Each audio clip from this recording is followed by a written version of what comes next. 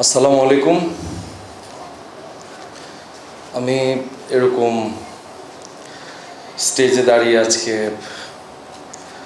কথা বলতে হবে এবং আমার মাকে নিয়ে, এটা ভেবে একদিকে খুব ভালো লাগতেছে, আরেকদিকে খুব ইমোশনালও লাগতেছে।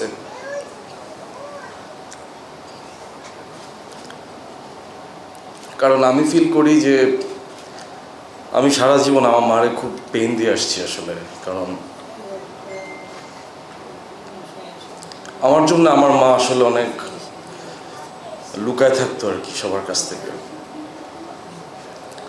আমার আম্মার অনেক রূপ আমি দেখছি এই জীবনে।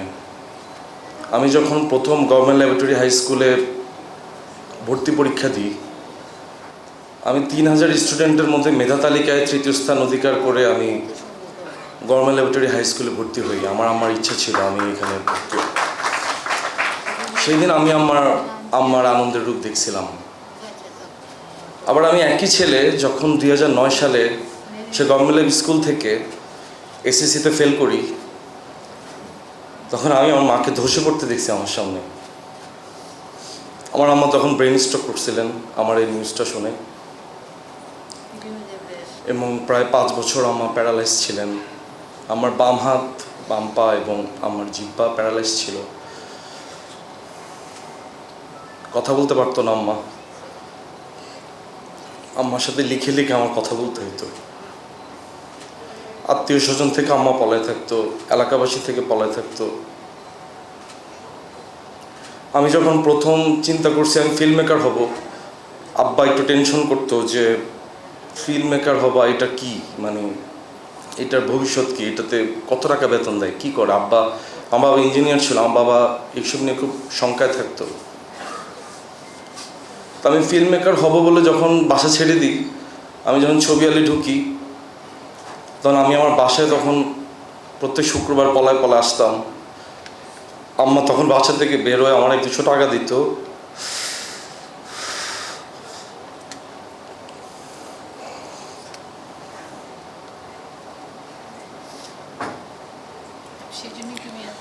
আম্মা তখনও পলায় থাকতো, ওই তো তুই বলে কি ডিরেক্টর হবি, তোর আব্বা তো এটার লাই বাসা চিল্লাচিল্লি করে। আম্মার বলতাম আম্মা টেনশন নিয়েন না, ভালো কিছু করবো ইনশাল্লাহ।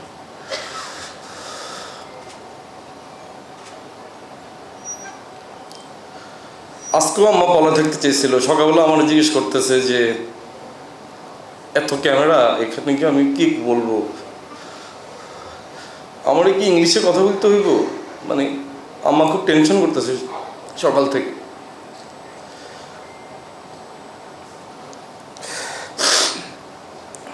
আমার যে মা মাধ্যমিকের গণ্ডিও পার হইতে পারে নাই, সে মা শুধুমাত্র আমাদের 2 ভাই বোনকে না, আমার 4 মামা, আমার ছোট খালা, প্রত্যেককে আমার মা প্রতিষ্ঠিত করছেন আমাদের বাসায় রেখে।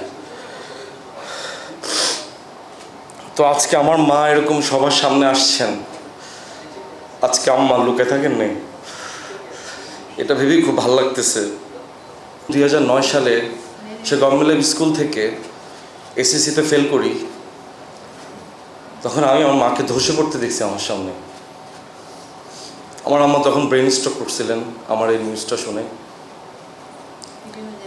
এবং প্রায় 5 বছর আম্মা প্যারালাইজ ছিলেন। আমার বাম হাত, বাম পা এবং আমার জিহ্বা প্যারালাইজ ছিল।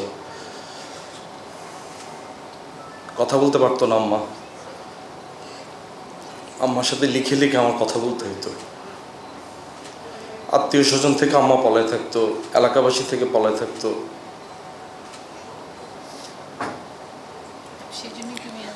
আম্মা তখনও পলায় থাকতো, ওই তো তুই বলে কি ডিরেক্টর হবি, তোর আব্বা তো এটার লাই বাসা চিল্লাচিল্লি করে। আম্মার বলতাম আম্মা টেনশন নিয়েন না, ভালো কিছু করবো ইনশাল্লাহ।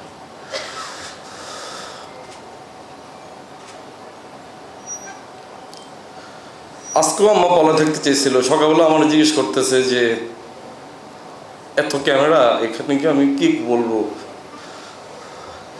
আমার কি ইংলিশে কথা বলতে হইব, মানে আম্মা খুব টেনশন করতেছে সকাল থেকে।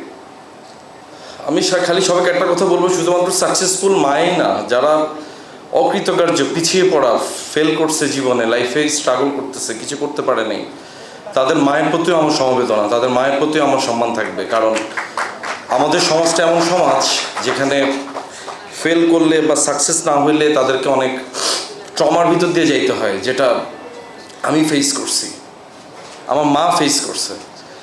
সো সবার প্রতি আমার সম্মান, সমস্ত মায়েদের প্রতি আমার সম্মান। সবাই ভালো থাকবেন।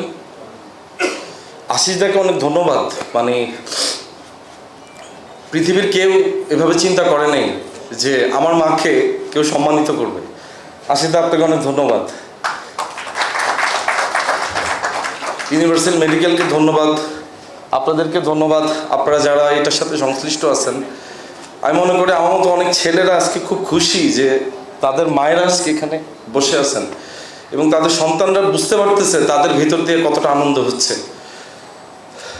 সবাইকে অনেক থ্যাংক ইউ।